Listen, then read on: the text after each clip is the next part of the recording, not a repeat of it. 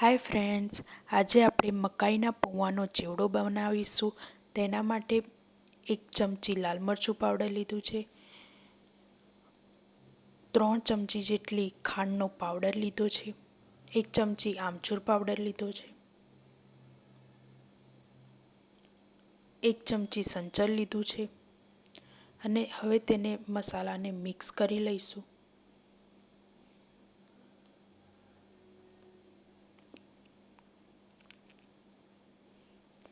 એક કઢાઈમાં પૌવાને ફ્રાય કરવા માટે તેલ લીધું છે અને હવે પૌવાને ફ્રાય કરી લઈશું.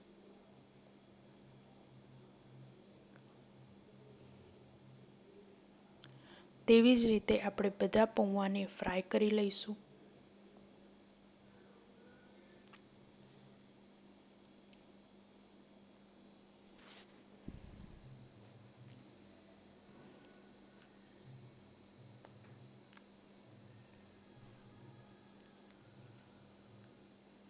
પૌવામાં નાખવા માટે આપણે સિંગદાણાને ફ્રાય કરી લઈશું, કાજુને, દાળિયા અને લીમડાને આપણે ફ્રાય કરી લઈશું 2 મિનિટ માટે અને હવે તેને કાઢી લઈશું.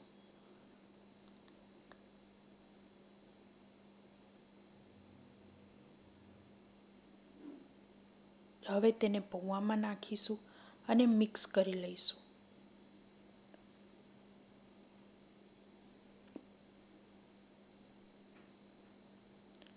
તે મિક્સ થઈ ગયા બાદ તેની અંદર હવે આપણે મસાલો નાખીશું.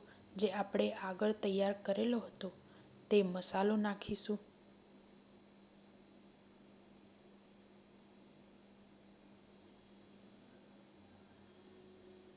તેને પણ હવે મિક્સ કરી લઈશું.